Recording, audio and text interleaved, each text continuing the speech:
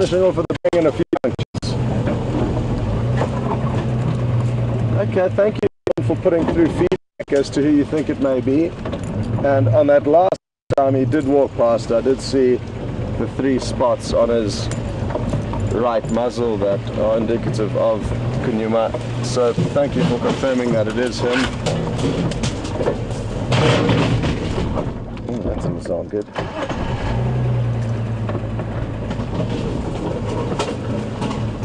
Possibly we will reroute. That explains it. There's a tree called the round leaf teak, and it is a teak.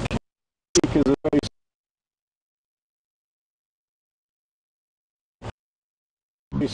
hardwood. The problem is they get short by the elephants, and can often, it's the same bush that's right in front of us here, and can often have a solid jump, almost been bonsai'd over years, so you do need to be careful of them. Even here, this one's got the same bonsai, quite a solid stump that all these leaves pop out of, and the elephants keep plucking every year. And he's just on our right again.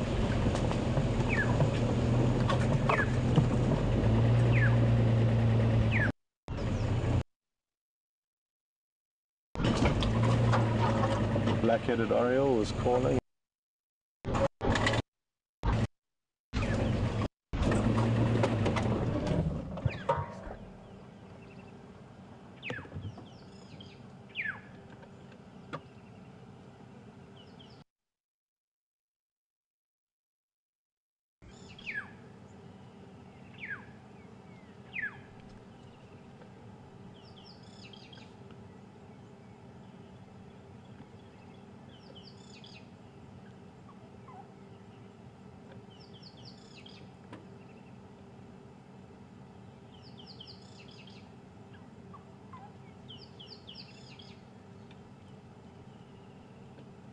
I wonder if he's going to think about having a break soon. Ideally up a marula tree. But he did just have that kind of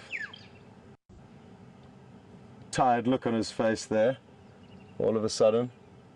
So he may be thinking of a small rest.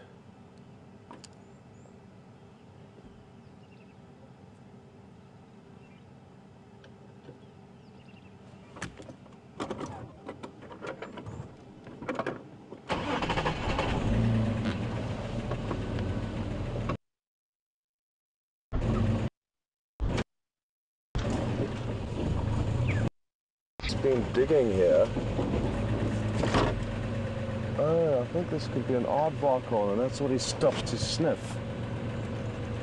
It's either that or a porcupine burrow that he had stopped and was sniffing, and is going to cause him to change direction.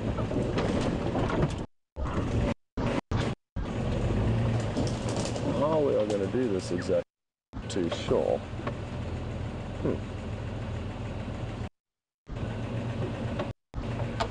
Okay.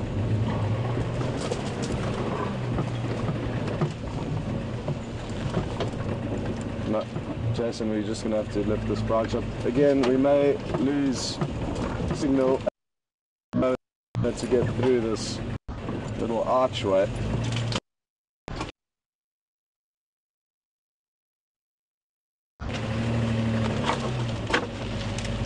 Oh, you're so strong, Jason.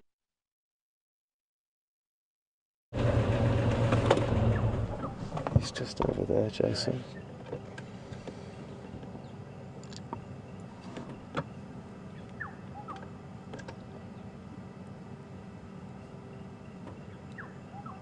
Well,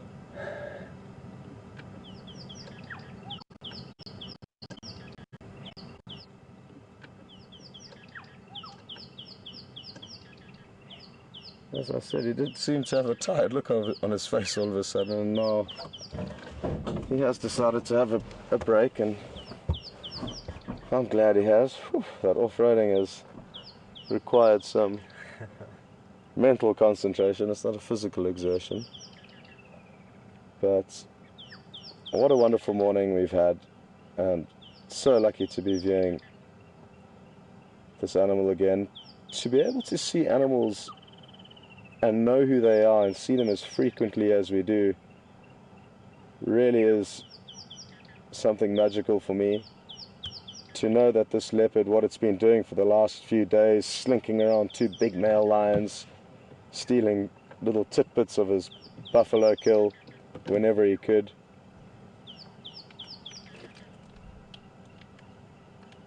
Last night seeing him feed on a hoof of one of the buffalo, or one of the buffalo's hooves rather, up a marula tree, and then now seeing him on the move this morning. Absolutely magical to be able to get to know them this well. Go ahead. Good on yourself.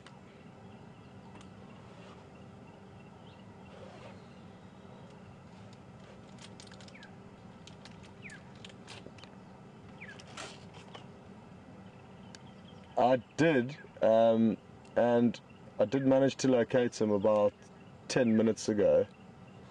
I'm just in the middle of a very thick block though, south of that drainage that runs from Treehouse Dam and west of Weaver's Nest.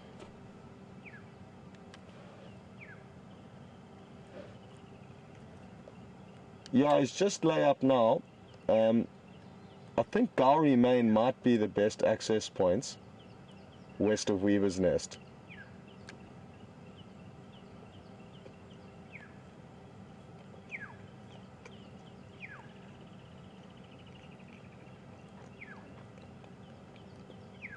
Okay, perfect. Take your time. I won't be going anywhere, so I'll be able to call you in afterwards.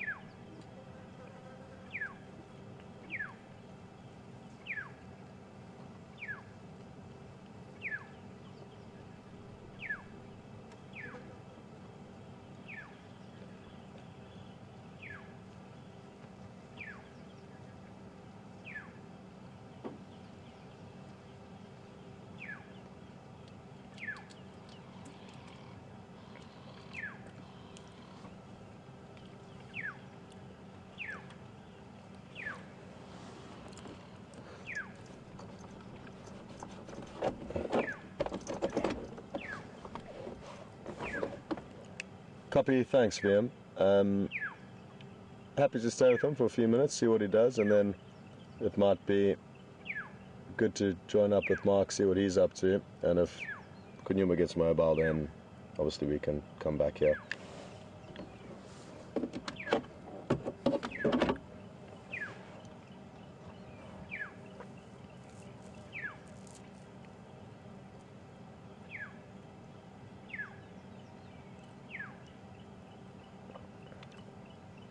How long he will rest for now is impossible to say. He may well just have stopped to groom himself and may continue shortly. Either way, myself and Jason are not going anywhere. We will stay with this leopard for as long as we can this morning. And just to let you know, especially if there's any first-time viewers, well, I'd like to welcome you on board. And you have joined on a very exciting drive if it's your first. And if you'd like to ask any questions to either myself or Mark, you can do that.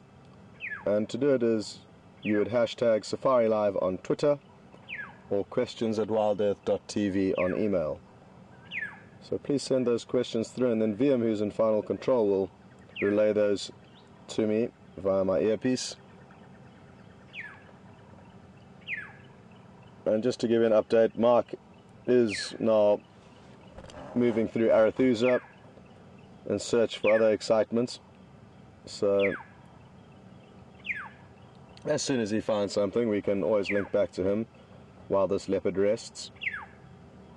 That's a black-headed oriole we can hear calling nearby. Ooh. And if it continues to flutter about like this, hopefully we'll be able to give you a shot of it. It's an incredibly beautiful bird. Ooh, it's teasing us. It's just behind us at the moment. Could potentially be alarming out the leopard. It may have a nest nearby here. I've never actually seen a black-headed oriole alarm call, but this one is sounding quite alarmed, I guess. Sorry about keeping on putting my head in the shot, folks. It's kind of bent over here at a funny angle.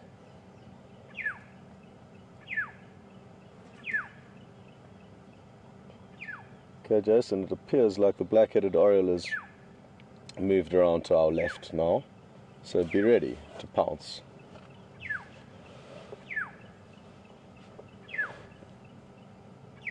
Ooh, no.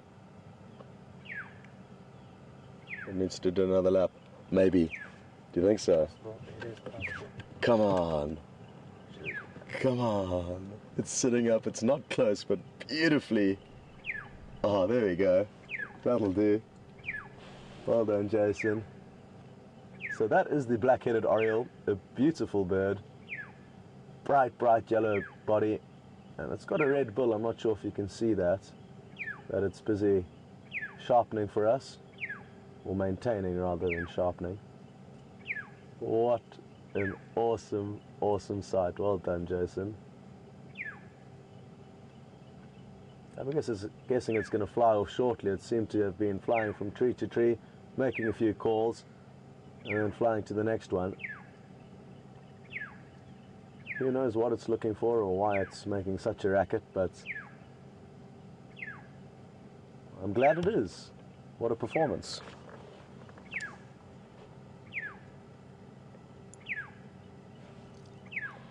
It really is interesting how many great sightings you can have whilst being around a predator that is asleep waiting for it to get active, and you do naturally find yourself looking for other things to look at because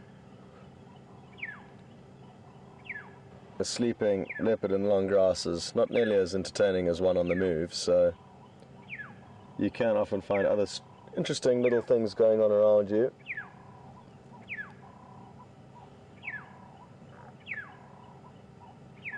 And now I'm just scanning everywhere for one of those little interesting things to show you. And just like anything or any safari, you sometimes get lucky and find amazing things and others not. I have just seen something quite interesting now. I don't even know what it could be. Can you see that in there, Jason? I see what way. Oh my word. Those are the two craziest insects I've ever seen in my life. Hold on a second, folks.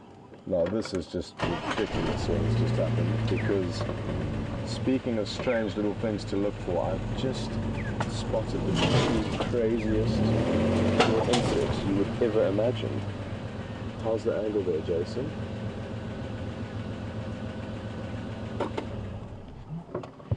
What on earth are those? Batman and Iron Man. Well, I would love for Mark to be able to be here because I'm guessing he would know what these are.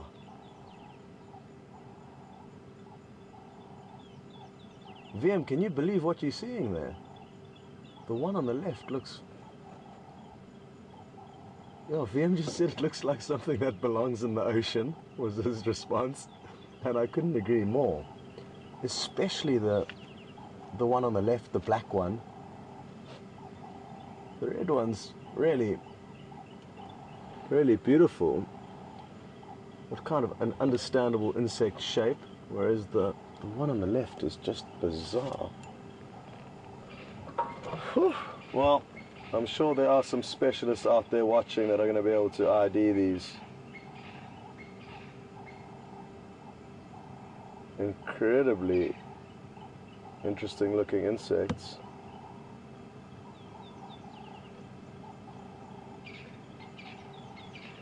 I'm sure also hopefully one of the viewers would have taken a screenshot of this for ID purposes later. That would be really appreciated. I'm just trying to work out what's going on here, because now the one on the right, it's like performing a cliffhanger stunt.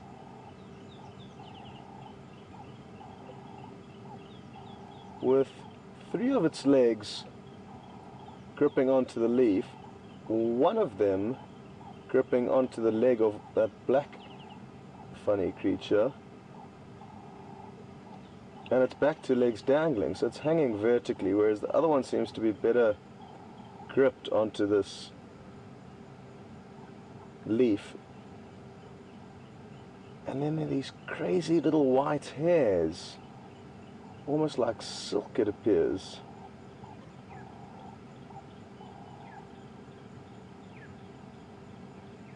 Dangling from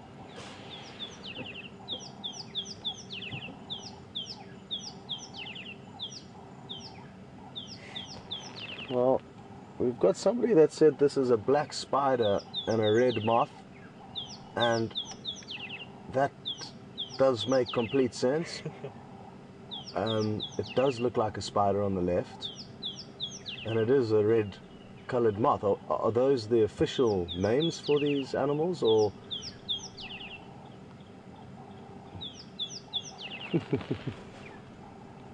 either way, this is just incredible. We must make sure the leopard doesn't run away while we're busy being captivated by these little, well, what appears to be one insect and one arachnid now. I'm looking through my binoculars to try and get me a little bit closer, but it's not getting me much closer than the shot that you are seeing.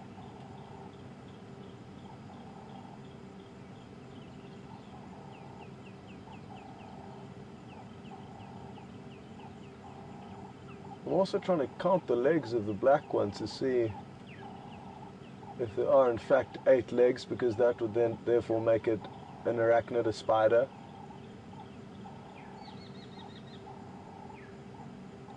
But from the angle I'm at, I can't work things out.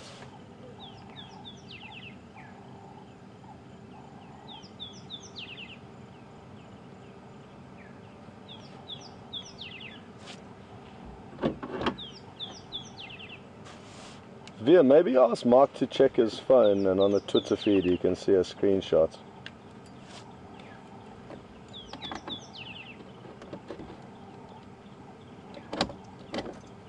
Copy, thank you.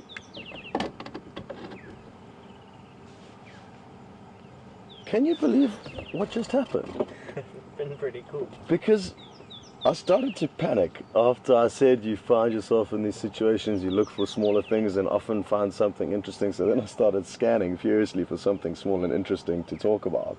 And then these 2 popped up. And then, of all the creatures, oh, I thought the leopard had gone, but it's still there. Out of all the bizarre creatures we do find out here, there's 2 that I've never seen before, dangling off the same leaf. Doesn't happen very Mother Nature is looking after us.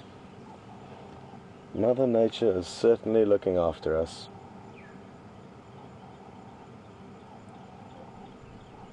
It would be nice if something happened now, if there was a bit of movement between them, because surely they can't just stay like that forever.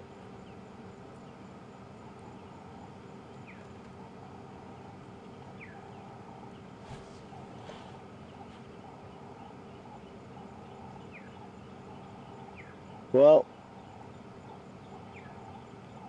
I'm so happy we have got to see this, and I really am looking forward to finding out more about these insects. Thank you to whoever it was that did send through their advice as to what they are, a black spider and a red moth. That could well be exactly what they are, with nothing more to it, but it would be interesting to find out what exactly this moth feeds on and what its larvae look like, what the caterpillars look like before they turn into this moth. And if it is a spider, how exactly it hunts, because it does have this strange kind of webbing or silk coming from its abdomen, but it doesn't have a web anywhere, so maybe it's an ambush predator. Negative, Vim.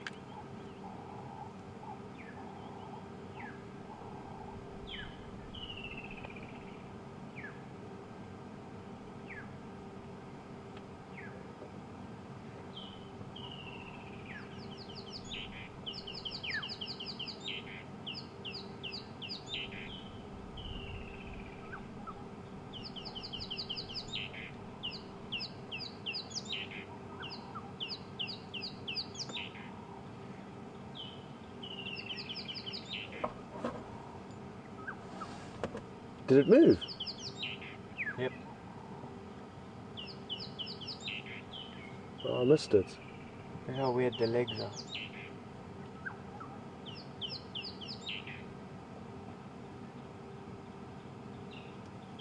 Oh. Oh, that's exactly what's happened. It's just hatched out of this. This is the... That red thing is its exoskeleton that it's just hatched out of. But this is... I'm getting some broken feedback from Mark here. And Mark really is a wizard when it comes to a lot of the smaller and finer details out here.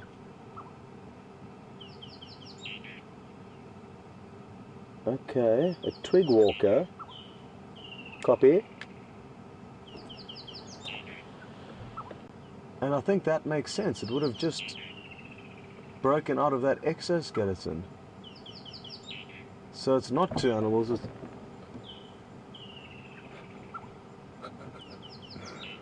We're having trouble working out exactly how to pronounce... Oh no, it's not. They're both alive. False alarm. I'm so terrible at that, I get so excited. Okay, so it's not an exoskeleton. It's still two different animals potentially. And Mark does seem to know the answer. You know what, we should probably just link across to Mark and get him to explain a little bit about these animals to you rather than him trying to feed that information to me. VM, why don't we just get Mark to explain to the guests? If Mark's happy, I'm happy, because if he's the one who knows about it, he might as well tell them the story about them.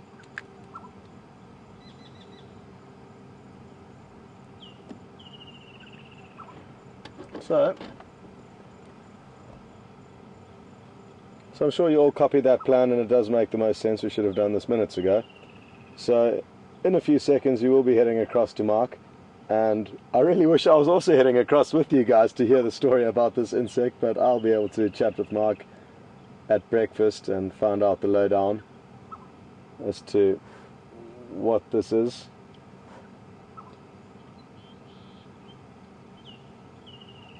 So folks, over to Mark and myself. Okay, copied. So we are not allowed on this property. There we are. Welcome back.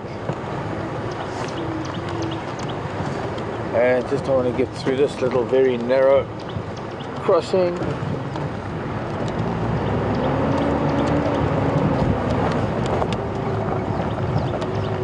Hi everyone. So we're just going to chat to you quickly about that bug that Scott found, and very interesting. Are we going back to Scott?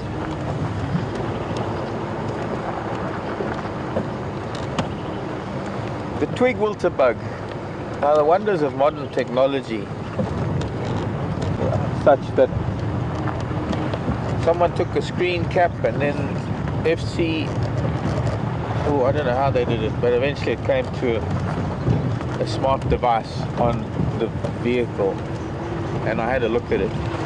It's a species of twig wilter bug, and whoa, Sorry, Brian, you still there? Really? Barely. And now I've got to look for some wilting twigs. Saw some the other day. Twig wilter bug is a kind of bug. Because it is a bug, it has a very distinct mouth part. There's only really one type of insect that is a bug, although a lot of people refer to any insect or spider as a bug, but there is really only one true type of bug, and it's one of the characteristics are that it has a very long proboscis, a very long, almost straw-like mouth part, and beautiful dead leadwood with starlings chasing a squirrel. Not anymore. Maybe they're arguing over holes in the tree.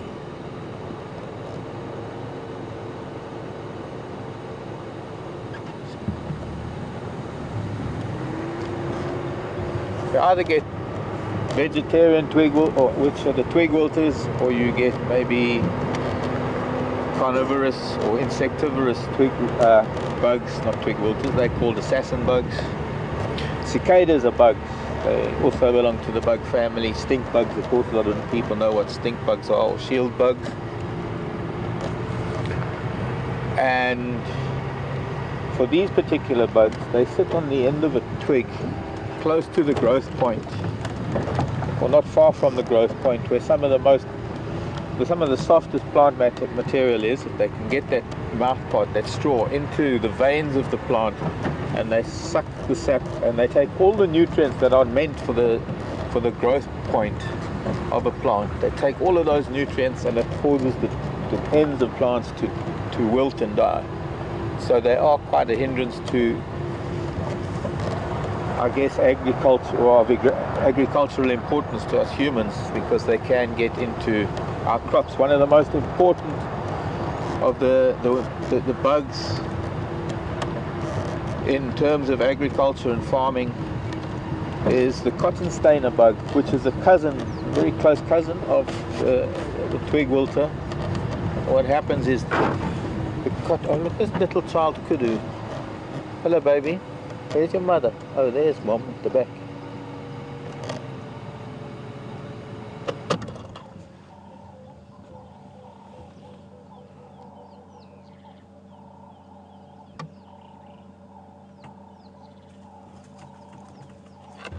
Suddenly got self-conscious.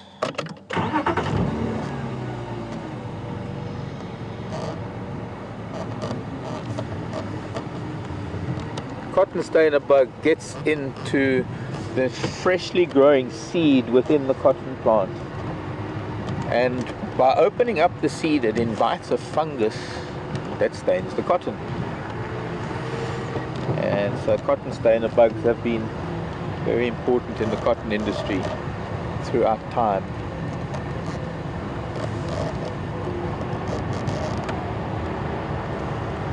So I was guessing that that's a freshly slewed skin, the picture that I saw. My interpretation is that the red one is the freshly emerged, new, improved version of its old self, which was appears as a black skin once it's been shed. Or it's the other way around. Maybe it was one of those red ones as a juvenile and then has become a very dark black individual as an adult. Very large, almost muscular legs.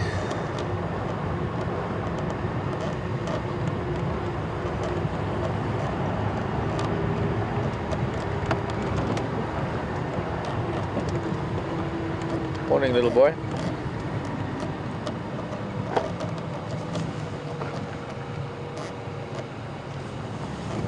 Where did you come from? Sorry, I need to just get this. Let me go forward while they stay in shot. The beautiful grasses and light. Oh, didn't sound good.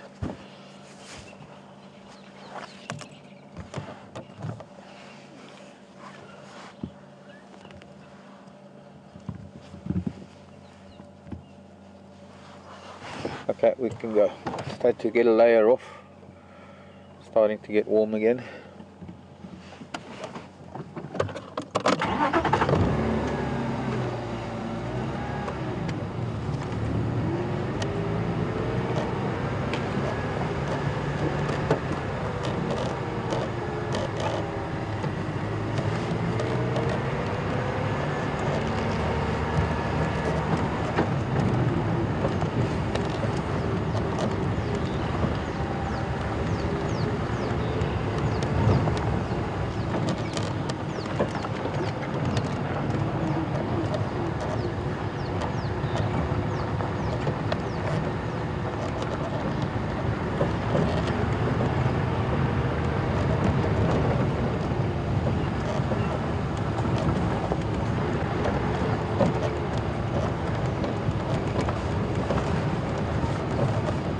Now on Arizona at the moment, I've heard chatter about a couple of things, but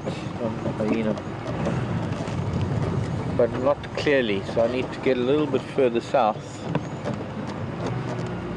Maybe pick up some more radio chatter where I can chat to one of the guys, find out what's going on Arethusa this morning.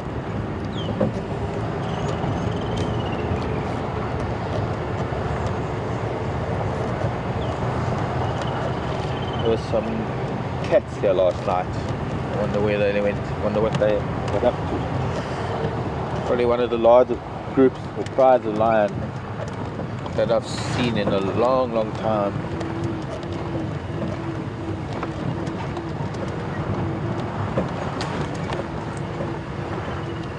Evidently, I think there were 3 Machingulan male lions with them.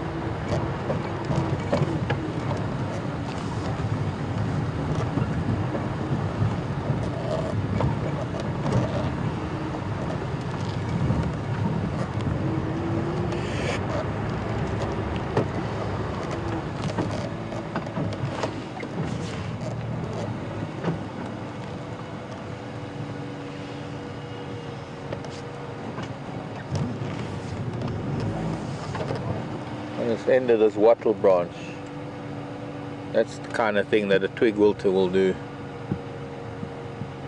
is cause this kind of wilt. And I can see a couple of other spots where there must have been a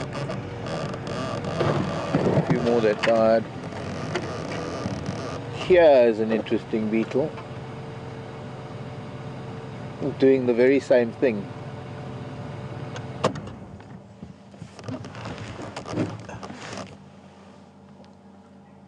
It's gonna fly away.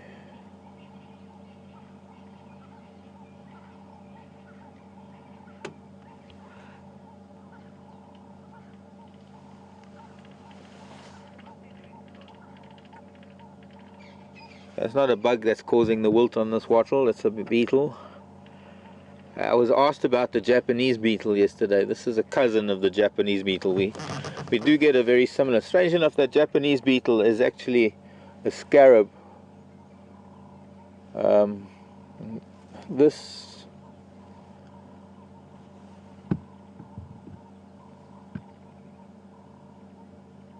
is one of the chafers. It's, I suppose, a subfamily of the scarabs. Interesting. Still see if I can find a twig wilting a twig. And the reason why that one wasn't was because it was shedding its skin. Okay, let's go back to Scott while we look around again some more on Arethusa, and I'm going to chat to some of the guides here, see what we can find out about what is where. So we'll come back to you in a bit. nice and hot, sunny. Welcome back. And he's just got up literally seconds ago. The beauty again of having two vehicles in that we can link between the two depending on what's going on, and this is a great example of it working. He yawned about 4 or 5 times, so did have a good idea that he was going to get up, so had warned VM and Mark to get ready for action, and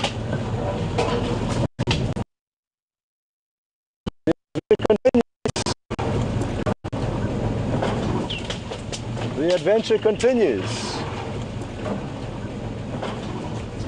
Oh, please don't be a big hole. Sure. There's a lot of bare patches of earth here. They can often house large holes.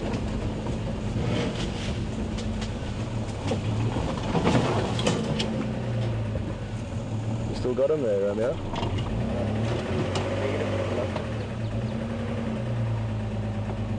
Negative, Ghost Rider. Okay. He should be popping out somewhere. There he is.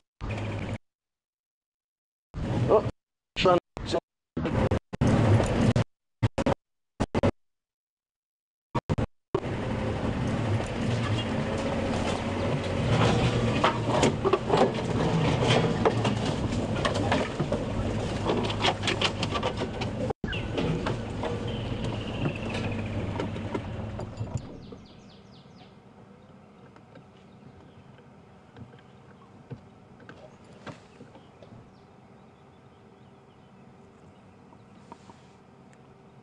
Jason, I've got a quick challenge on the side here. Oh no, cancel that. Cancel. There was this crazy little bug hovering in front of my head here. How's your... Let me just... A slightly different angle will be better for Jason. One for you, one for me.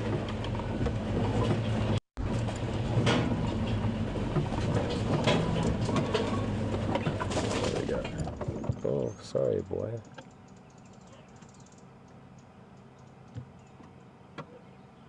And not abnormal behavior from this leopard to snarl at the vehicle. It is interesting how he does, and his brother, who would have been exposed to exactly the same human interaction as this one, yet one tends to snarl at us occasionally and the other is completely relaxed. He may give us another one as he passes by.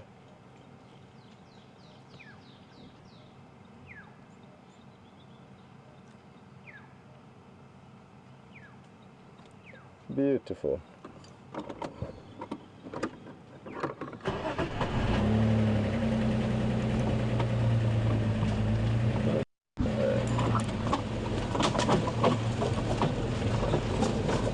Come on, go up that Mvula tree for us. We know you want it.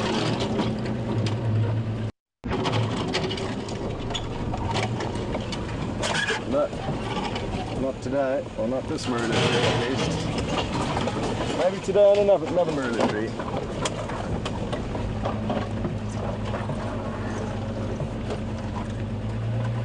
I'm hoping he takes us back to the road at some point, because I don't have a clue where we are now, so I'm not sure which way we are will be our best exit. We will eventually find a road, but at the moment we are deep into a block and not sure exactly where we are.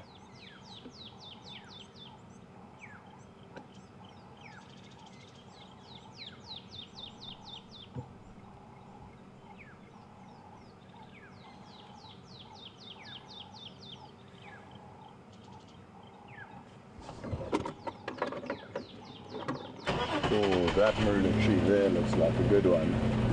The one that he's heading to. Oh, I think we may have missed that opportunity to see him go up, but we'll try. Maybe he won't go up.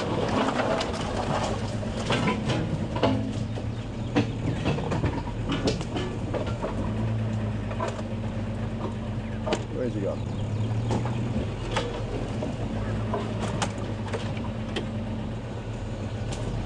No. not going up the Mvula tree.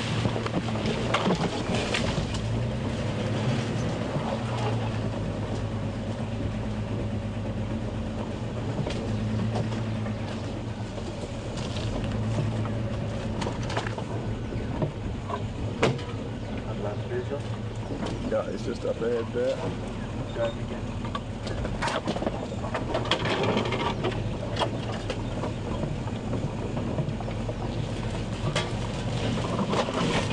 The nice thing about following predators like this is you get an idea of how tricky it can be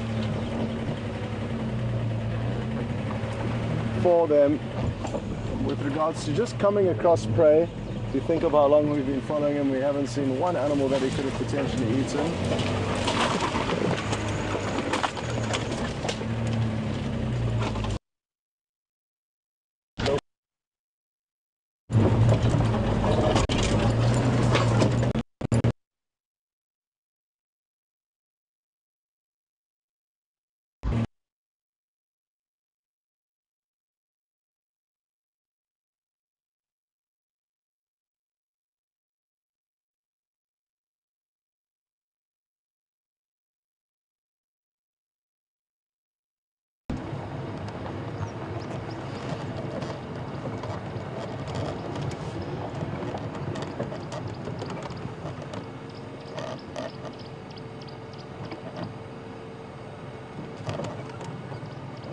It's a 20 or something. Hi everyone.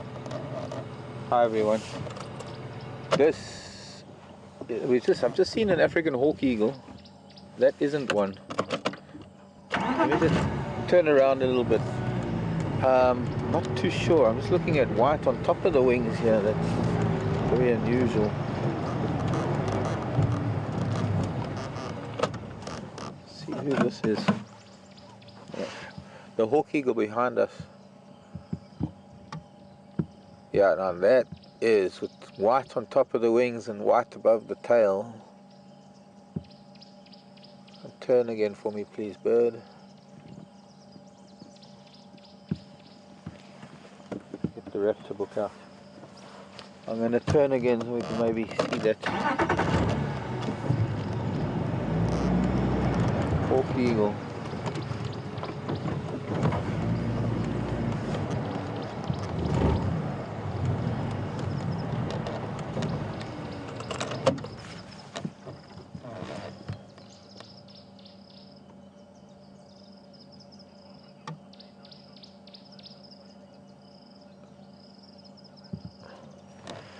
It's not, it's a very pale Wahlberg's eagle. Anyway, we're in a really beautiful spot. We're still looking around here on Arathusa, but we're going to go back to the leopard now with Scott. Let's use the time that we have with it. And I'll see you again shortly.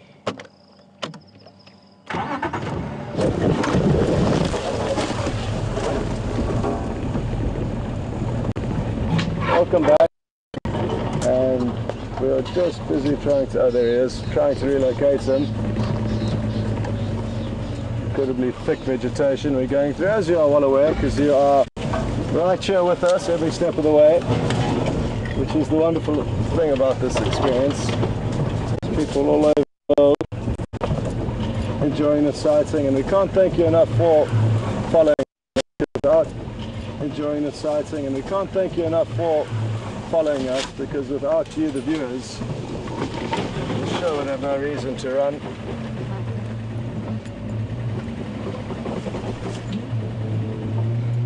So thank you for your support, and we hope you're enjoying your safari this morning. Where has he gone now? Oh, sorry. Okay, there he is behind us.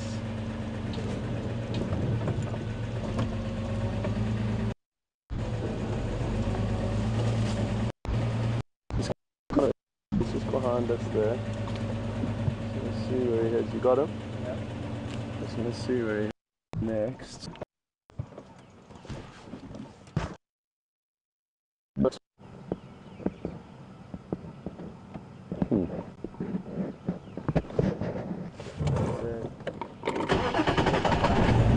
Okay. What you can see. There was an impala. But the termite mound's good.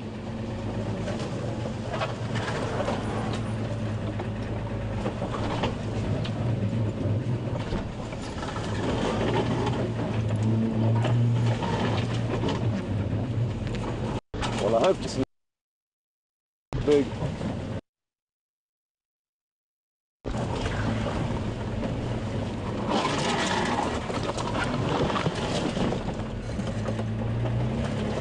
It'll be a miracle if we don't have a flat tire after all of this off-roading. So, let's hope for miracles.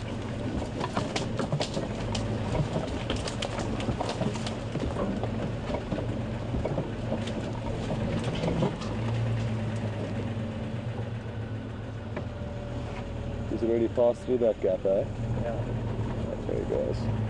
So, no luck with the termite mound.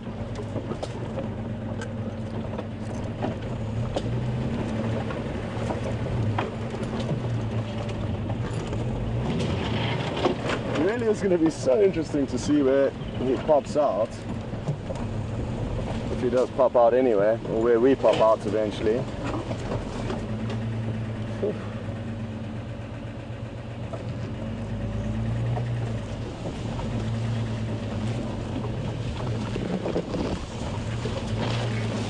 This may seem like a bad route, but it's our only option.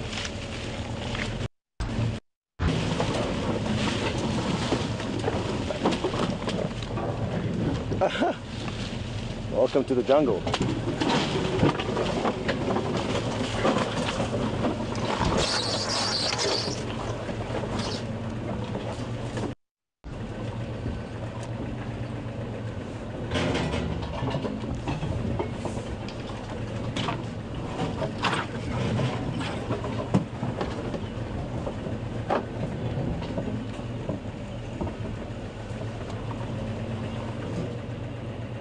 What do you think, Joseph?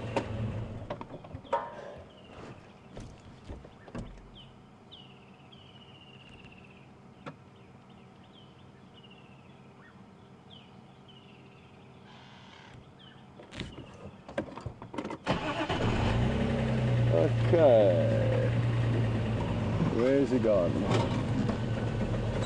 was expecting him to pop out into this little clearing to our right.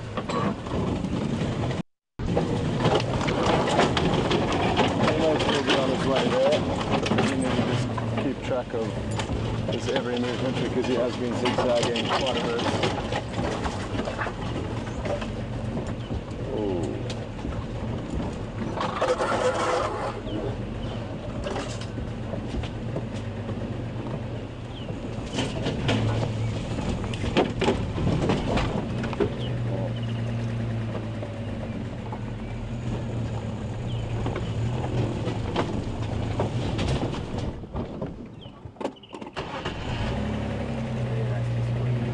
I fear we may, sadly, have lost him. It's just impenetrable here. There's no ways we could go into this vegetation. So for now, things are not looking good. Like I say, he has been zigzagging quite a bit, so he could pop out again. At the moment, things aren't looking good. So yeah, let's head back to Mark. And if we do manage to relocate, we will obviously let VM know, and I'm sure you'll come back to us. So until then, enjoy whatever Mark has in store for you.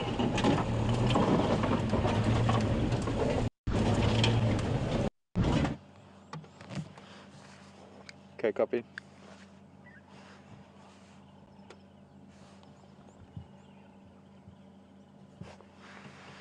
Lovely big waterbug bull hiding.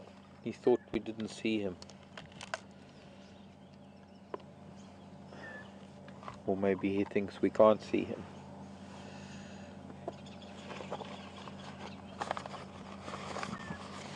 Oh, there's a paradise flycatcher there next, just in front of him. There's the male flitting around in the background.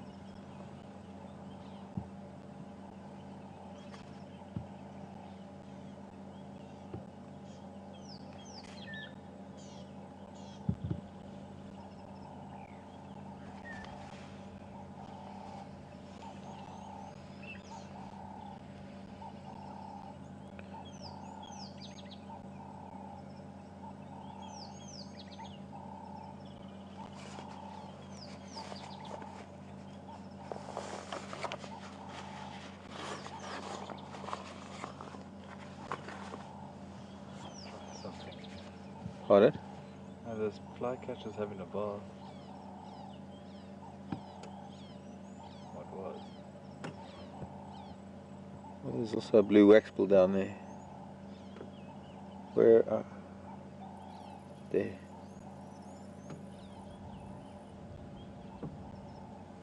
I'm on a different bird now.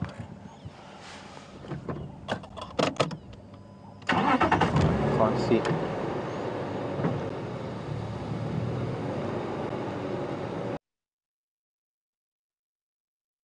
Camouflaged. I mean, look at that. You can hardly see him. But when you are camouflaged like that and you want to communicate, we were talking about white markings around the eyes. Look how distinct that makeup is. With the shape of the horns, the shape of his eyes, the shape of the V of the white. Now, if he were to, wherever he moves his head with the white around the nose, these are all visual signals that he can tell other members of his herd or his bachelor group where he's looking, what his status is. Lifting the head in dominance, lowering the head in submission. Those eyes help each individual, well, other individuals, to read the body language. Lovely bit porcupine quill here.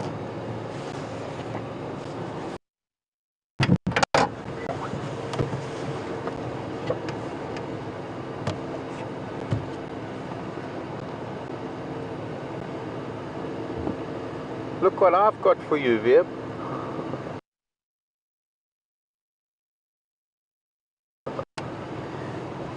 Oh.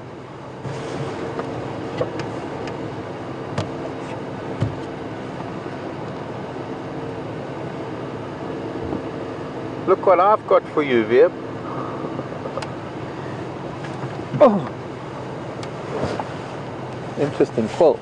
Very dirty, very old. Probably one of the reasons why the porcupine lost it in the first place. Because it's judging by the amount of dirt on it, it's very, very soft and very pliable. So it's like we lose our old hairs. Yeah. Especially for Viam. You can also see how long it's probably been inside the porcupine, part of its body. Is the amount of dirt that accumulates around the base. So the quill is embedded almost up to that black tarry stuff that you can see over there. That's just accumulated muck over the years. Mud and debris climbing in and out of burrows.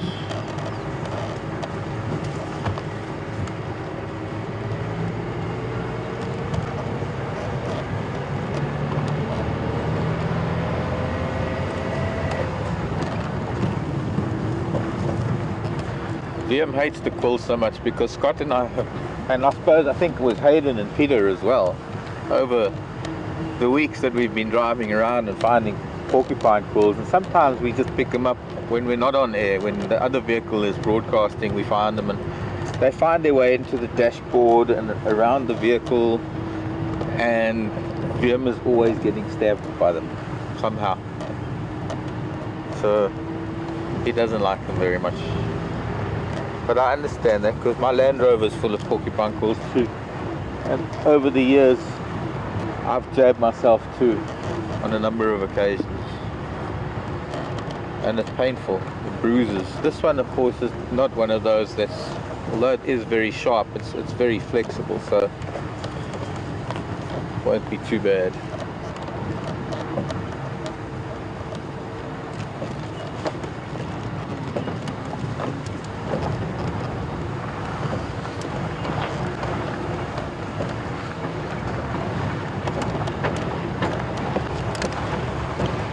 He says, stabbing himself in the foot.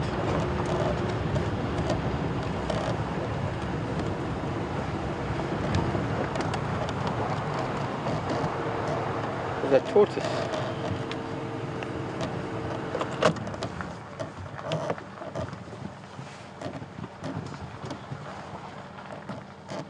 A hen. hinge-back tortoise.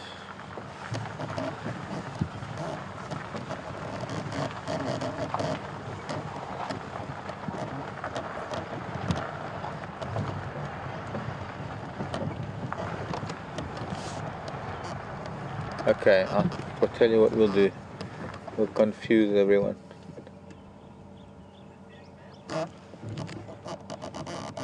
Okay. I think I know what's wrong with it. That's blind. That's got loose at the bottom of the steering box. And that is... Oh, good. Then this is not too bad then. Then you can put it in your teeth and bend it straight like last time.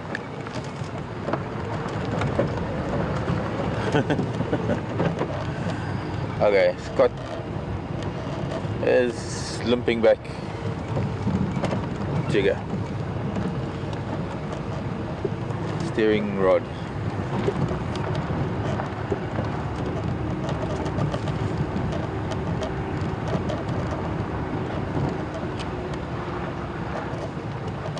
Oh, wolf mongoose. Termite burrow.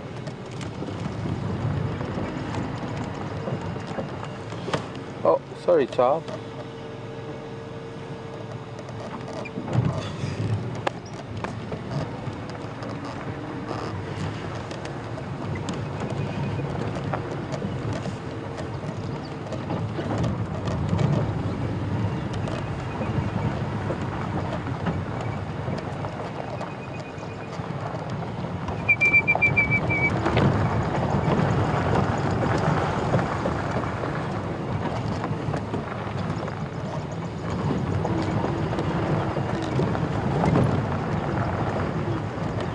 So, getting back to something we were talking about earlier, about hawks, and about the hawks just being a general term for some birds of prey.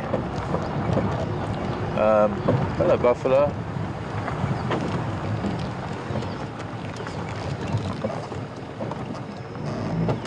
You're eating wattle, really? Didn't your mother tell you that you're a grazer, not a browser?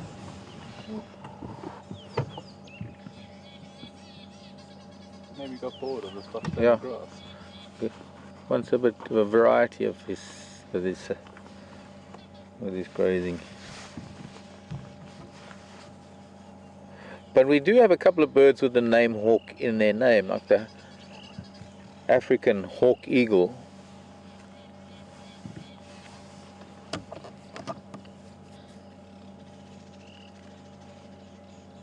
Or the African harrier hawk. Both birds are not hawks. The hawk eagle is an eagle. And it might have something to do with the fact that it hawks other birds in flight, but then so does a wildebeest. Hawking is a general term for birds that catch things in midair, like falcons or hawk. Well, they hawk. They catch other things in midair.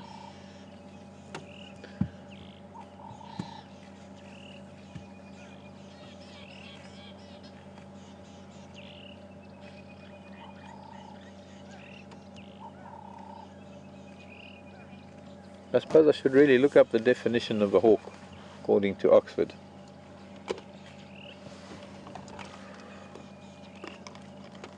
So we would have a number of birds that would be considered, you could say, are hawk-like.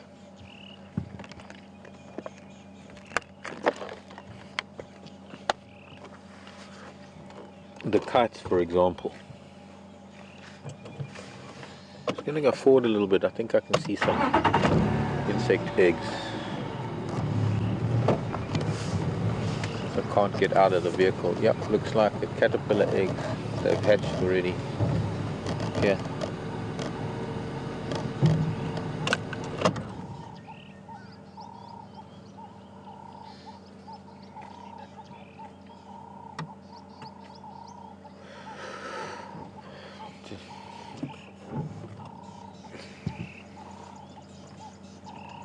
Wonder if you can get lined up like that,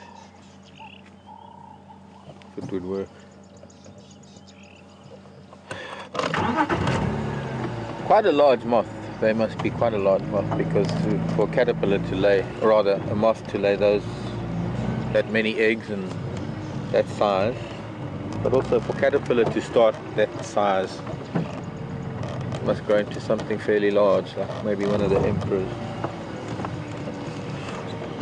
See you later, Mr. Buffalo. We want to go and explore some more of Arathusa before the morning is out.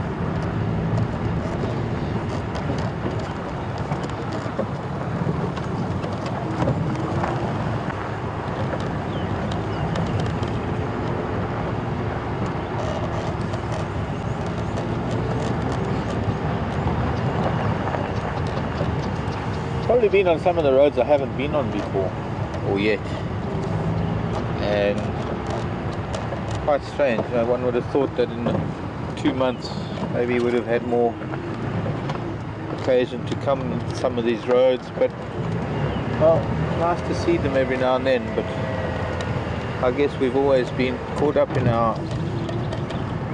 whatever sightings we have. Only times like this when we have the leopard and I can do some driving around the other vehicle, or vice versa. That's quite nice to see that the signal's holding pretty well right throughout. Touch wood, knock on wood.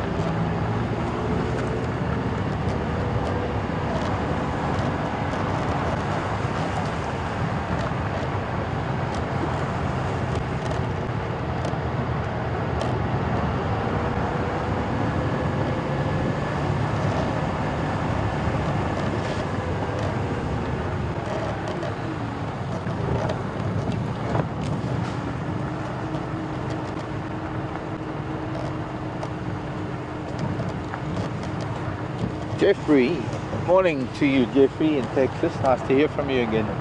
Wanting to know, that wilter bug that we were looking at, I've also just been thinking about it, funnily enough, and you should mention that. Wanting to know, Jeffrey wants to know if it does, like other bugs, if it emits a foul-smelling liquid. They don't actually, Jeffrey. That's like their shield bug cousins.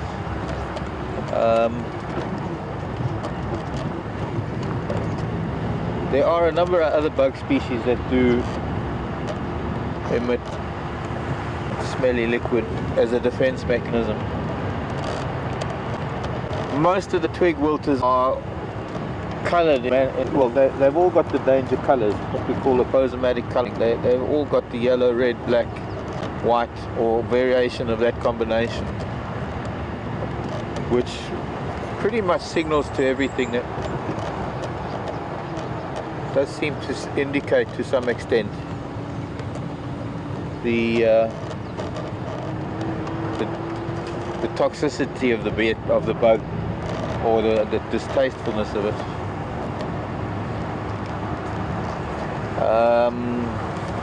Some of the assassin bugs, though, strange enough, there's an assassin bug that carries a parasite. I was talking about assassin bugs being the carnivorous cousins of the twig wilters, and the assassin bug actually carries a parasite that causes quite a bad disease. You mostly find that in South America. Chagas disease, not Chiggers, Chagas disease, I think it's called. And to my knowledge, one of the possibilities of what Darwin eventually succumbed to after his travels in Brazil and the Amazon. Let's go and see what's on the airstrip. This last little bit of drive.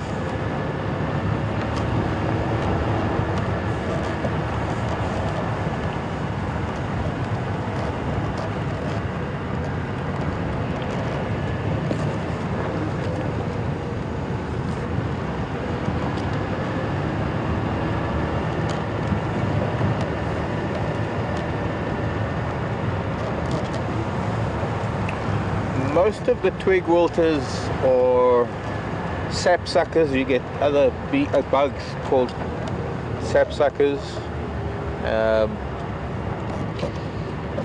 cotton stainers. Cotton stainers aren't only concerned with cotton and cotton family plants, so I've seen them on my euphorbias as well. A lot of these bugs actually live in colonies. You have adults and juveniles, and it's quite amazing to see that you have something as small as an insect that isn't really the kind of insect you would think of as being social or communal. I mean, we take it for granted that ants are the way they are and how they manage to work together the way they do. Bees and some of the wasp species as well. I guess they lump together because ants, wasps and bees are the same family at any rate. But this is a bug. Hemiptera, I think they are. The half-winged.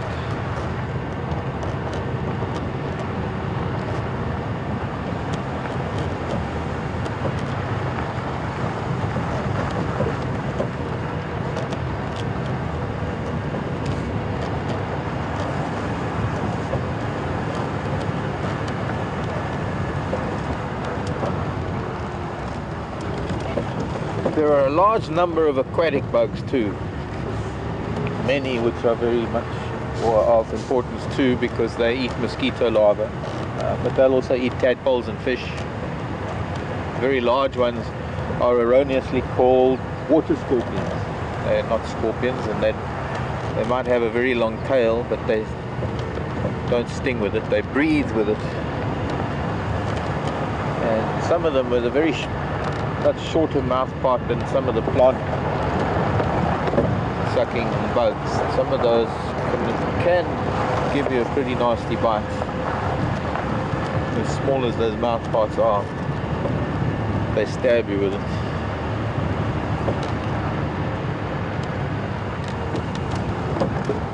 Not to mention the enzymes that they're probably released to dissolve their prey.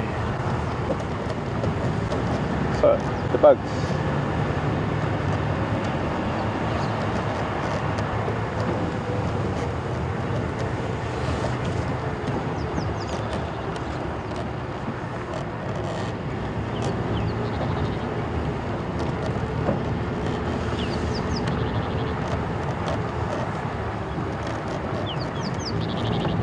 There's a wild beast.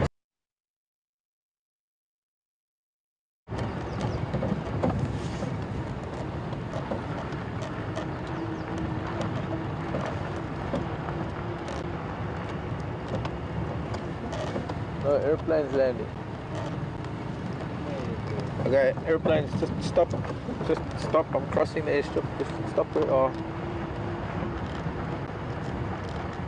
And carry on. Green light for airplanes.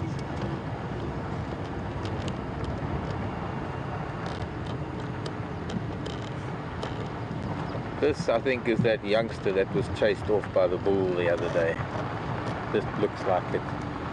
Looks like it could be. Or is it just that? Yeah.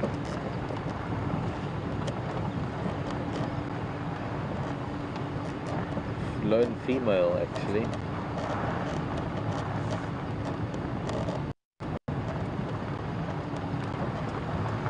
Maybe we should have been here earlier. Maybe we can't have any maybes. Oh. Swallow.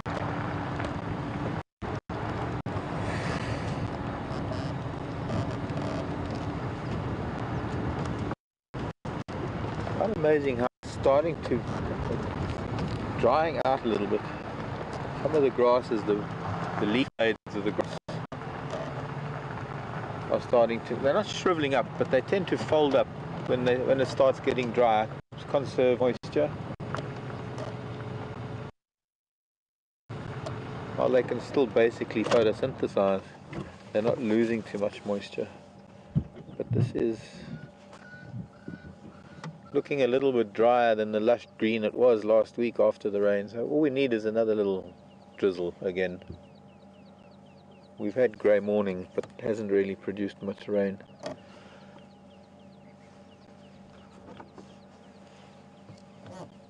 For some reason, she's separated.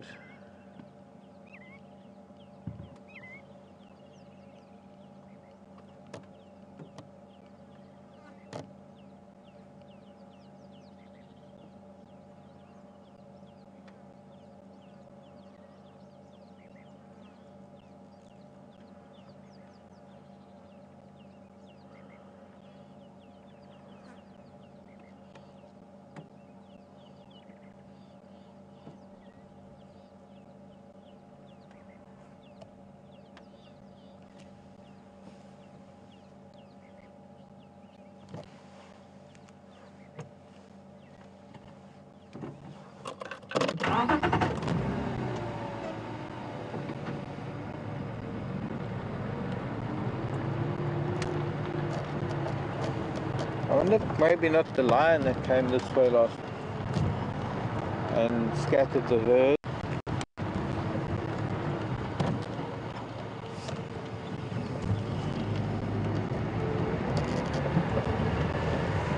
The only reason I can think of is normally something happens at night and the herd scatters or something and they stampede off. There's usually lion that do something like that, especially on an airstrip. Lion have learnt how wildebeest, I mean we've got the one airstrip to visit. To a large extent almost every property has an airstrip. Especially from the days when they were all individually fenced. Some of them they might not use the airstrips anymore. Back home, quite a few, and the wildebeest have been hunted almost out of that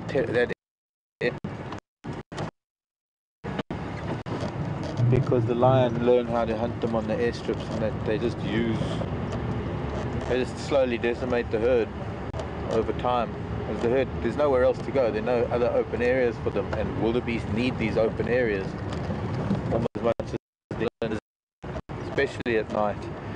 And when the lion are hunting, and they have a tendency to,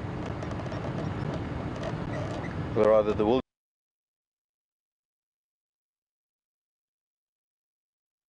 we'll away. I see some morning coffee up ahead. Don't want to disturb them. That's the white stalks, and I don't know if you're noticing how paler green it is than when it was very lush a little while ago. So the wildebeest run along the airstrip, and the lion learn how to hunt them along the same area, along the open area. They manage to position themselves well enough to keep the wildebeest in the open. The wildebeest want to be in the open, see where they're coming from. But if they go anywhere near the edges of the airstrip during a chase, they get taken down. I've been watching that for 30 years now or more. How the lion use these airstrips. So she's just a little lost at the moment. I'm sure she'll find the herd. I don't know if she's from the way flying. From our herd. When I say our herd, it's the herd with the female with the skin. Yes, you're also getting bugged by flies. Well, your flies are bugging me now too, Will. Oh, my face.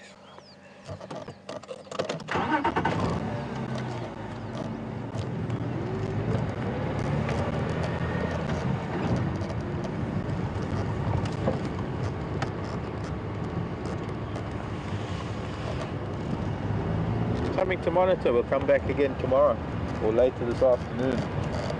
Especially late afternoon, maybe for sunset. Whoever's going to be in Wendy, I think probably going to talk about it back.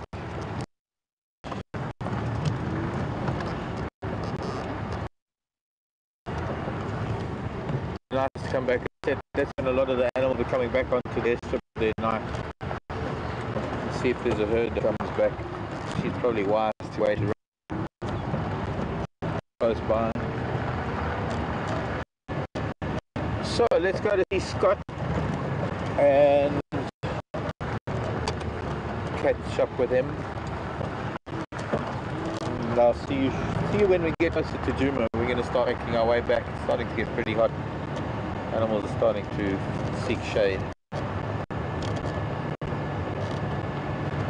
Bye.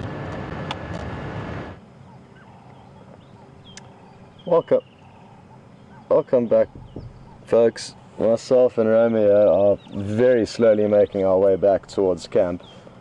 The steering rod, I think, is the right term for it. It's a metal bar that links the two front tires, is bent quite drastically, so it's causing the two tires to both face outwards while we're driving. It's easy to fix, so we'll get back and fix that at camp. But along the way we found this beautiful yellow-billed hornbill busy preening itself, so we thought this would be a good opportunity to show you some of the beautiful wildlife that we have here, as well as say goodbye until this afternoon. And thanks so much again for following us, and hope you enjoyed this morning's adventures. It's been a very exciting morning, and I hope our luck continues as it has been over the last few days and weeks. We couldn't find Kunyuma again where we lost him, but he was heading towards a herd of impala that we saw on the way out, and he was very close to Treehouse Dam, so good prospects for us to follow up on him this afternoon and hopefully find him.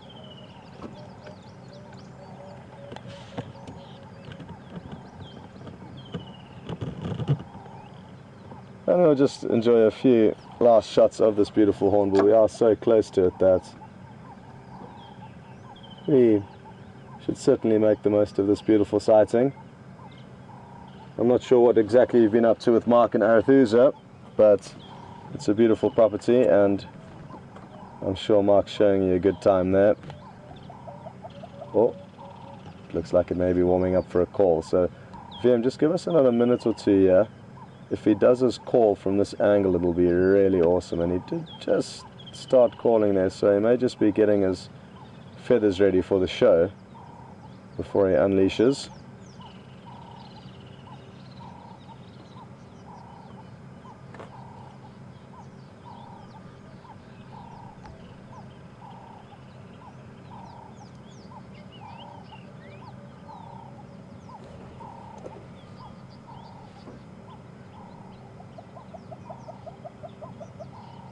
Come on.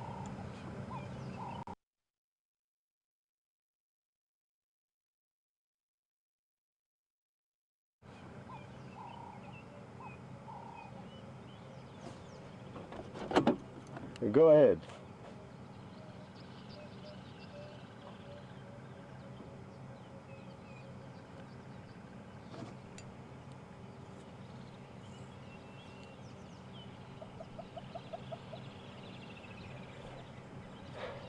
He kind of tended south towards those Impala. I'm not sure if you saw them, and Treehouse Dam.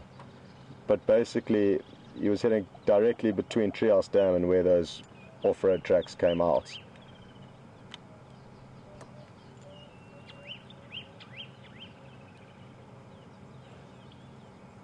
I see. Yeah, maybe do a couple of links up and down between those off-road tracks and the dam, and maybe just south thereof through the block and see if you get lucky. He did head into a very thick monkey thorn thicket where I lost him, but could have come out the other side.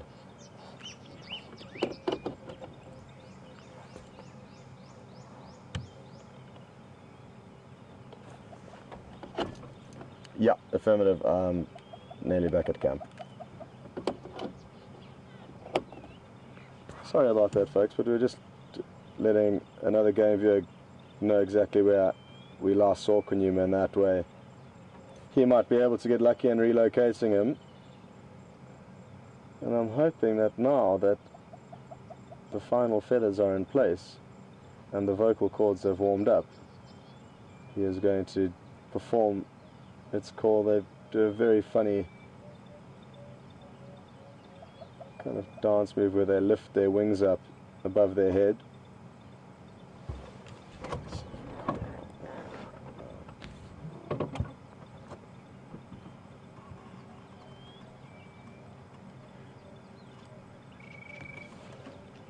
Copy that, Vim. I just want to give it a minute or two, because I think as he gets higher and higher up this perch, no, he's off.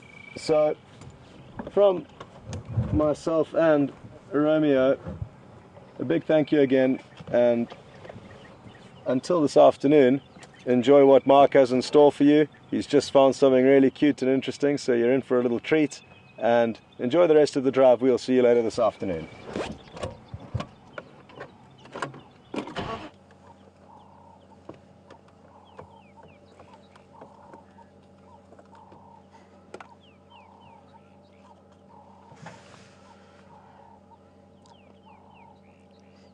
Oh, we saw this lovely family, but they were running away from us down the airstrip, and I didn't want to be the one that was chasing them. And then I realized that actually they weren't running from us; they were running home. It was getting late; it was afternoon, and all we could see there was these 9 little piggies running down the airstrip. It's a wonderful family. It's mom and her daughter from maybe 2 years ago, and 7 piglets, of which I think 3 belong to maybe the daughter and 4 belong to the mum. Unless they're all the same, but it looked like there were 2 different sizes when they were all running down the airstrip. It could just be that there's there's a runt and a bully and a litter like this.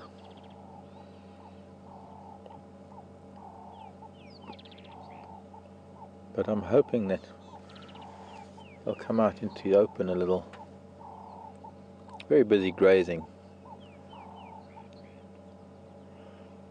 Interestingly, as you can see, most of them are on their feet. They're not going down on their wrists as warthogs do when a lot of times when they're feeding on grasses. But they seem to be eating a lot of the flower heads of some of the grasses. Probably quite juicy and nutritious. And I suppose because the grasses are long enough, they don't need to kneel down. I'm going to try.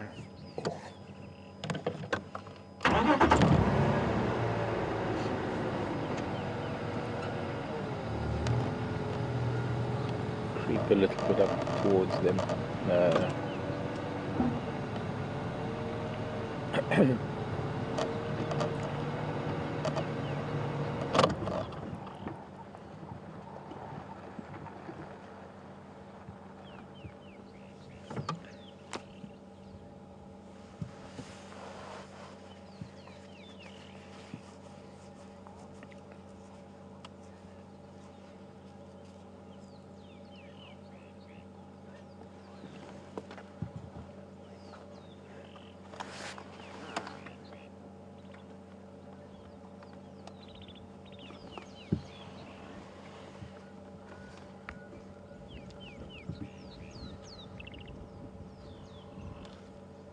Morning, Janet, in California. I think the town's called Escalon, California.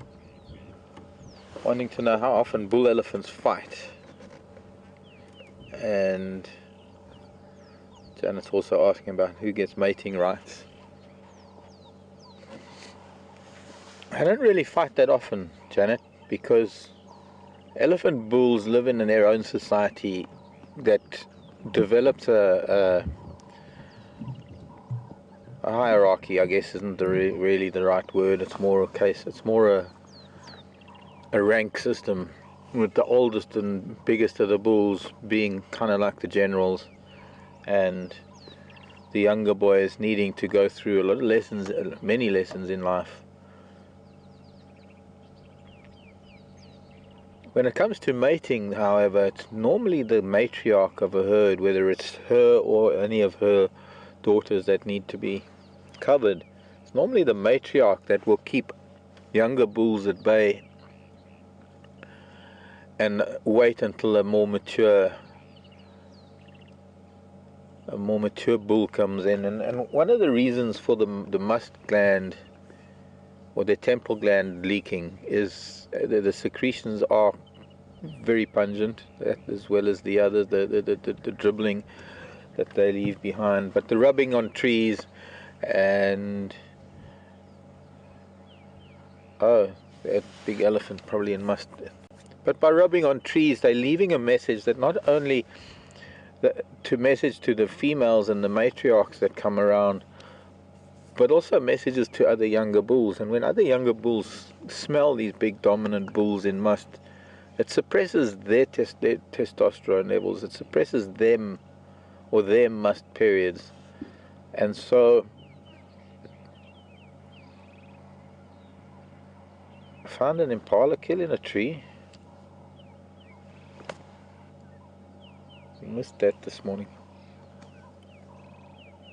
Listening to Scott. I'm not getting him very well, but it sounds like he's found something. And we're going to need to start making our way home too. But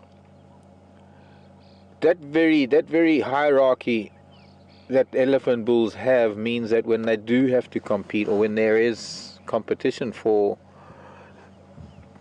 the impressing of a matriarch and her females, younger bulls will never really pick a fight with a big old bull, because their whole lives they've known to respect him and they've known his status. And it's only really bulls that have grown up together that reach a certain level, or they not necessarily grown up together, but bulls that have grown up at the same age and might have had contact with each other over the years, not necessarily associated bulls, but bulls that are both in their prime who have to prove a point to each other. That's when you'll find elephant bulls fighting. So it's actually very rare that they do get that way.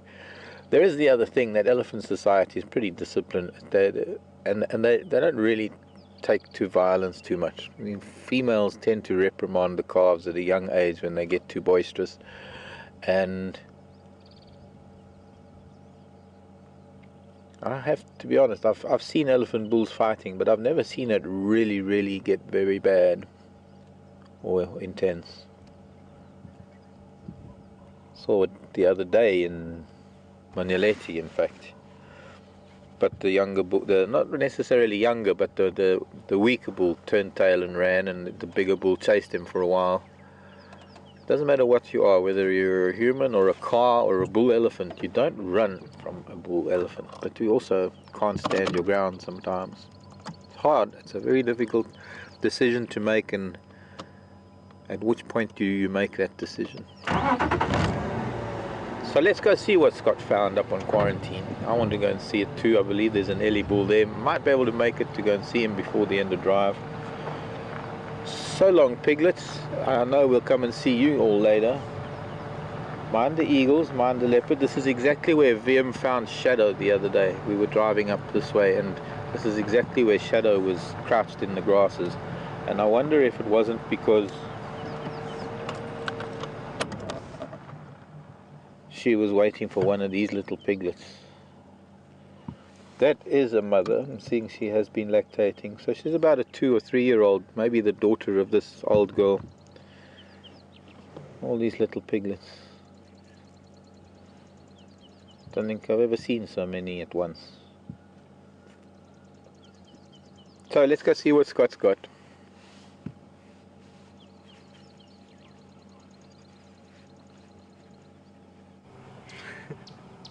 Oh, copy, thanks.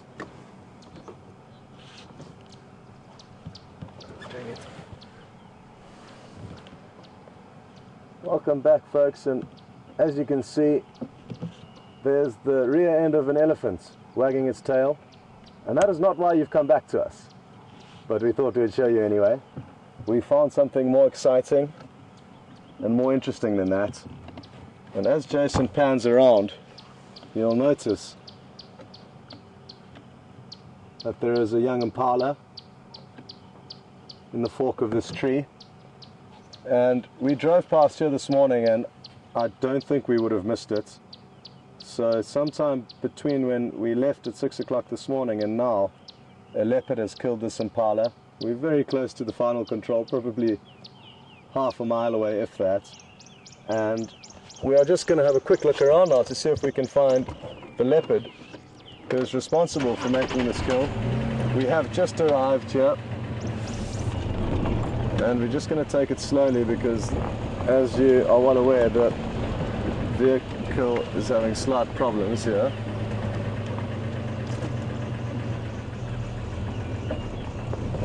I think I can see a flat patch of grass here with vegetation. Yeah, yes. And it looks like it could be... Oh, it's hard to tell. But from the notches in that ear, it's an older leopard, possibly Karula. But I can't tell how big that head is from here, so it could be an older male. Look at how beautiful this shot is with all of the Begonia flowers.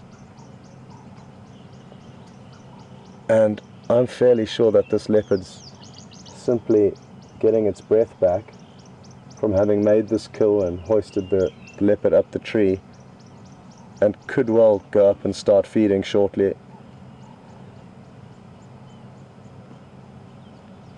So what a beautiful shot this is that you're getting, and like I say, I think it could well be resting. There it's already looking up the tree, and we could be lucky enough to see it climb up this tree and start feeding on the kill.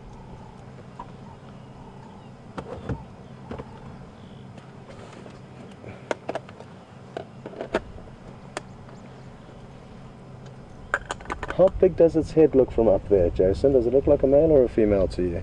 Female, old female. Yeah, those notches on the ear are very characteristic of obviously an older animal that's been through a few battles in its lifetime, and that's all I'm going on at the moment.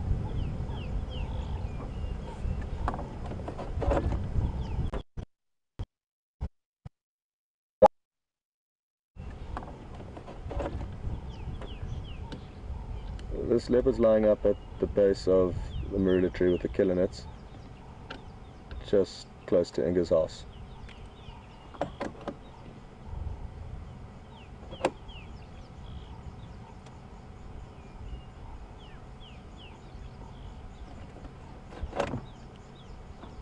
Yeah, make your way. It's lying up in quite thick Venonias at the moment, but I think it may go up and start feeding once it gathers its breath. It could be Karula.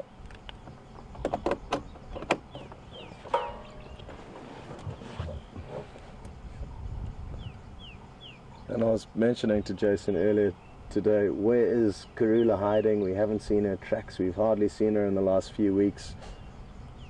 When the show started, mid-November, early November rather, Jason said they spent a lot of time with her. Okay, people are saying it could be Mvula, and that also does make sense. I don't think Karula does have as severe notches in her ears, so it's not her, and that negates my story about Karula, but it really would be nice to see her again because we haven't seen much of her.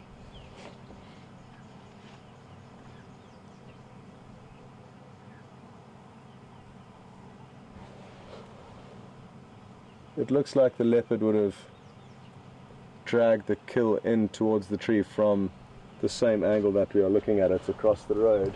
Jason, can you see a drag mark across the road there? No. Jason is a professional tracker, folks, so we're very lucky to have him on board with us. That's a Oh, negative. oh, oh, oh.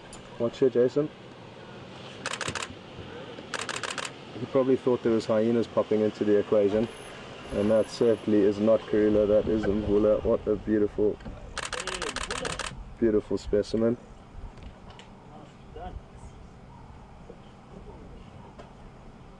I haven't seen him for a long time, and this is wonderful. Look at his broken bottom right canine there. Again, the sign of a leopard that's been around. And he poked his head up there probably because he thought he heard something approaching, and understandably he knows that hyena or other animals could have responded to the impala that would have alarm called as he managed to catch this one individual.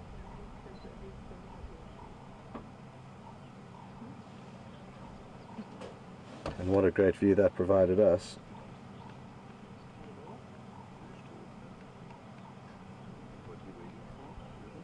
He's obviously just killed it, so he's just trying to catch his breath.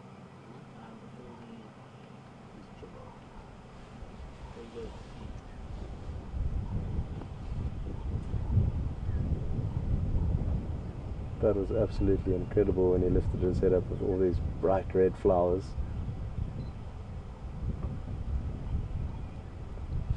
While we wait for him to hopefully come up the tree and start feeding on this kill, it would be a good opportunity to head across to Mark and Brian so that they can say goodbye to you.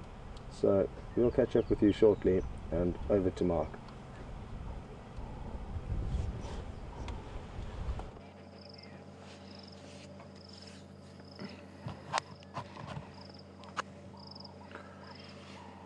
Well, I'm eager to get back to see what Scott has found and what does up there on quarantine. Great to have that also close by to camp. But I'm just going to say goodbye quickly, and from me and this wonderful martial eagle. This, by the way, everybody, this is the biggest eagle that we get here. This doesn't look very big because this is a very big leadwood that it's sitting in. I mean, the tree itself must be over 1,000 years old, but it's hard to gauge scale from here. Or maybe 6, not really 6.5. Close though. One of the biggest eagles we have in the country. One of the 3 big eagles. Can be debated because all 3 are pretty much the same in wingspan, but body weight they vary. This is the martial eagle. There's also the crowned eagle and Vero's eagle. But this eagle is big enough to take small antelope, known to kill jackal, known to kill adult impala. Not fly away with them, mind you. They got to keep in mind that it's limited to the weight that it can carry flying. It doesn't have the very broad, looks like it's going in for the kill for something. Oh! I just went for a francolin. I saw a brown blur behind this bush willow.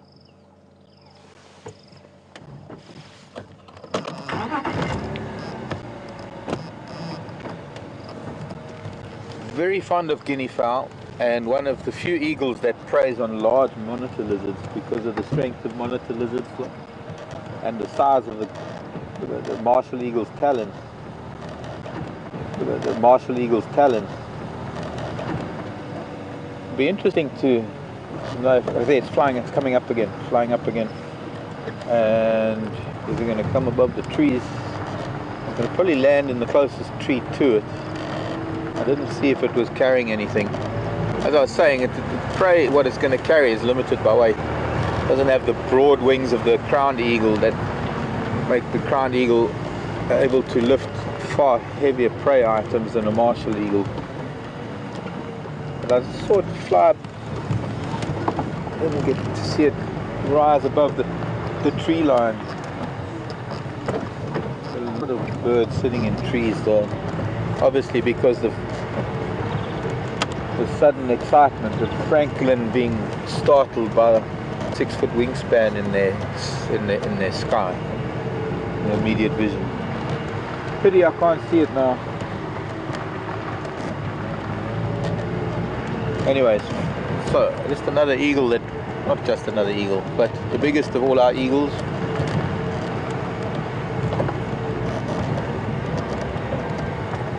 Very lucky to find it. So let's go back to Scott and the excitement on quarantine. That sounds pretty amazing. I'm sure I can see it. I can see it. I can see it. It might have missed. I don't see anything in its talons. What's it doing? Maybe it does have something. Can you see it? The dead tree. It looks like it's feeding on something. A lot of the birds that I was saying that flew up from the excitement. Sorry, I've got to turn that down. I can't concentrate.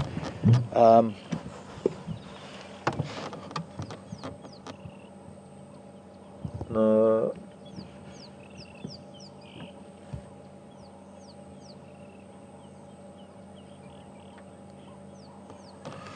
A lot of starlings that are sitting around it.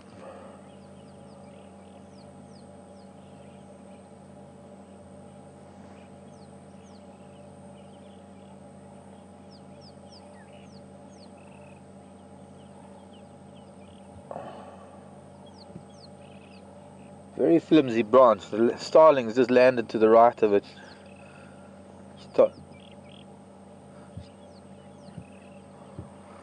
Starting to wobble. I'm gonna fly again. Anyways, we're gonna head home, folks. Thanks so much for joining us, and had a wonderful time with eagles the last couple of drives. We've seen quite a few of our local eagles. My name is Mark. Brian and Thumb have been with me on camera, and from all of us here at WildEarth, bye everybody. Love you lots. Bye bye eagle. Fly free.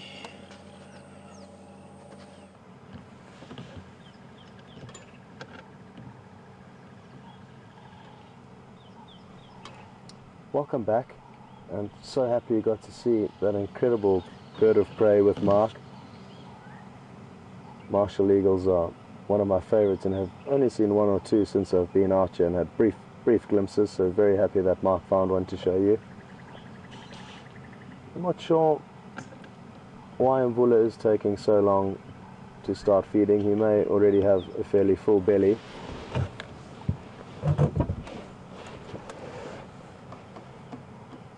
But because it is hard to tell how long it will be before he heads up to this impala kill that he's made, I think we'll call it a morning and return here this afternoon. I'm fairly certain he will provide us a bit more entertainment this afternoon than this morning. And what great prospects we do have for this afternoon. This is a guaranteed leopard sighting, and there's still a good chance of finding Kunyuma around Treehouse Dam. So really looking forward to this afternoon, but until then, have a wonderful day or night, depending on where you are in the world, and thanks very much for joining us, and we will see you later this afternoon.